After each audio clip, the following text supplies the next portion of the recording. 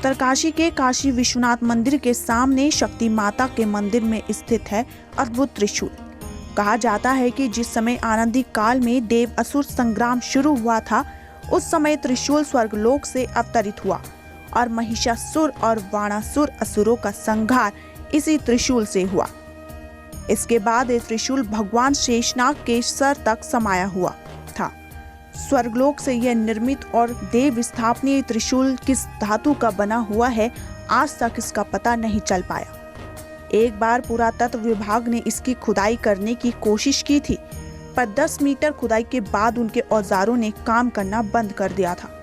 आप देख सकते हैं कि इस अद्भुत त्रिशूल में कई धातुओं का मिश्रण है, और पर यह पता नहीं चल पाया कि ये कौन सा धातु है। परंतु जो कलश दिखाई दे रहा है वो 4वीं शताब्दी का है और देव निर्मित है। साथ ही इस त्रिशूल की विशेषता यह है कि यह इतना भारी होने के बाद भी केवल अनामिका से हिलता है।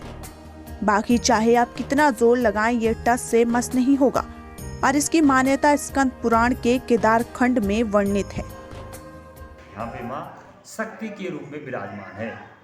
जिस समय हजारों वर्ष पहले आदि अनादि काल में जिस समय देवासुर संग्राम हुआ था, देव और असुरों का जिस समय युद्ध हुआ था, उस समय शक्ति रूपी त्रिशूल स्वर्गलोक से अवतरित हुआ है, प्रकट हुआ है। और महिषासुर बाणासुर राक्षस थे, इसी त्रिशूल से पतन हुआ है।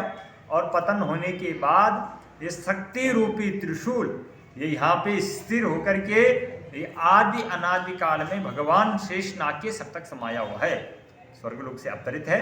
और पाताल लोक में भगवान शेषनाग जी विराजमान है, उनके सर तक समाया हुआ है। ये देव निर्मित और देव स्थापित है शक्ति, देवताओं द्वारा इस शक्ति रूपी त्रिशूल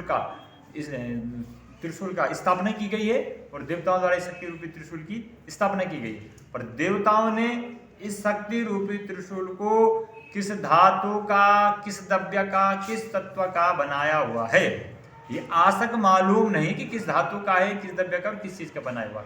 आप देखेंगे इसमें ऊपर अलग धातु है, बीच में फिर अलग, आते आते बीच में कई धातु का मिश्रण है। आज तक इसका धातु का मालूम नहीं है। परंतु ये कलश जो दिखाई दे रहा है, ये 4वीं शताब्दी का है, अष्ट धातु का है और देव निर्मित है, देवताओं द्वारा निर्मित है कलश। पर त्रिशूल किस चीज का बना हुआ आज तक मालूम नहीं है, उससे का पहले का है त्रिशूल।